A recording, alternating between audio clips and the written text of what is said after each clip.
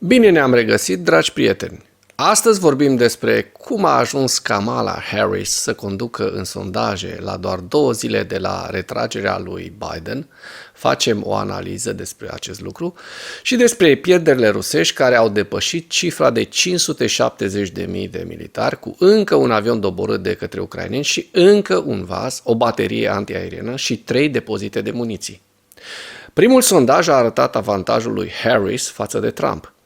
Vicepreședintele Statelor Unite, Kamala Harris, îl conduce pe republicanul Donald Trump cu 2 puncte procentuale într-un sondaj național după decizia lui Joe Biden de a se retrage. Potrivit sondajului Ipsos prezentat de către Reuters, Harris îl conduce pe Trump în sondajul național cu 44% față de 42%, o marjă de eroare de 3 puncte procentuale. Într-un sondaj preliminar, Reuters-Ipsos din 15-16 iulie, Harris și Trump au avut fiecare câte 44% susținere, iar la începutul lunii, republicanul era înaintea vicepreședintei SUA cu 1 punct procentual.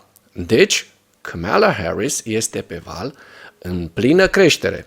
În plus, în cel mai recent sondaj, 56% dintre alegătorii înregistrați din Statele Unite ale Americii au spus că Harris, în vârstă de 59 de ani, are o minte ascuțită și este capabilă să facă față provocărilor.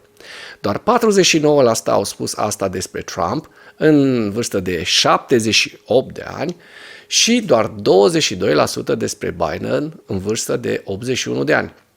Sondajul a avut loc în perioada 22-23 iulie, adică ieri, după Convenția Națională a Partidului Republican al Statelor Unite ale Americii, la care Trump a fost nominalizat oficial drept candidat la președinția Statelor Unite și după anunțul lui Biden că părăsește cursa și susține candidatura lui Harris.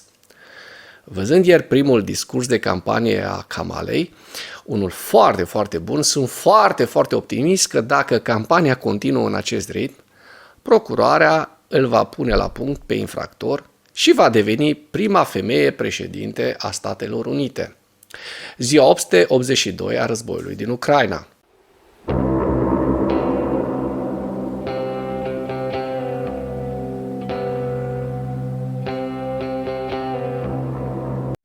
Potrivit statului major al forțelor armate ale Ucrainei, în dimineața zilei de 24 iulie 2024, pierderile totale în lupta ale Rusiei de la începutul invaziei pe scară largă asupra Ucrainei din 24 februarie 2022 se ridică la aproximativ 570.120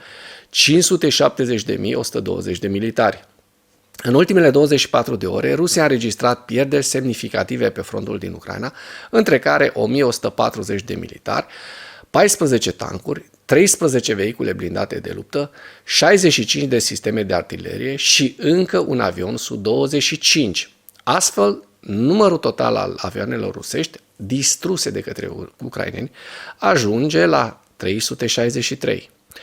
Tot ieri, gruparea de forțe și mijloace ale forțelor navale, ale forțelor armate ale Ucrainei, împreună cu unități ale altor componente ale forțelor armate, ale armatei ucrainene, au cauzat pagube semnificative feribotului inamic Slavianin în portul Kavkaz. Acest lucru a fost raportat de către statul major al forțelor armate ale Ucrainei pe data de 23 iulie. Potrivit acestuia, ocupanții au folosit acest feribot pentru a transporta vagoane de cale ferată, vehicule și containere în scopuri militare. Slavianin este al 3-lea și ultimul feribot feroviar pe care Federația Rusă l-a avut în regiunea aceasta. Continuăm să distrugem inamicul, echipamentul și infrastructura militară a acestuia. Slavă Ucrainei se arată în declarația statului major al forțelor armate ale Ucrainei. După cum a raportat Army Inform, forțele de aviație și rachete ale forțelor de apărare au mai lovit o stație radar inamică și 3 depozite de muniții. Așadar, Ucraina continuă să toace armata rusească ca într-un malaxor, de unde, până la urmă, nu va rămâne decât izmenele lui Putin. Dacă până în acest moment ai găsit informații utile în material, contribuie cu un like și cu o distribuire a acestui videoclip pentru a ajunge la cât mai multă lume.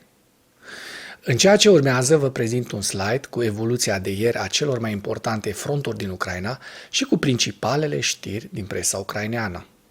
Hărțile sunt creația Institutului pentru Studiul Războiului. Pentru mai multe informații, accesați linkurile din comentarii.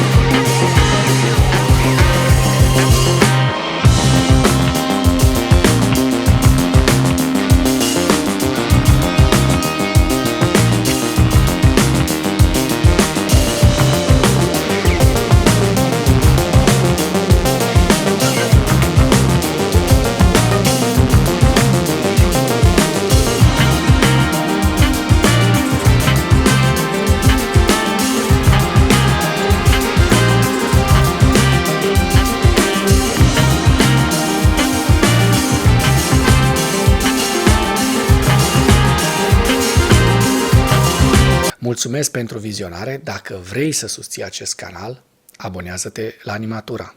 Apreciez mult asta.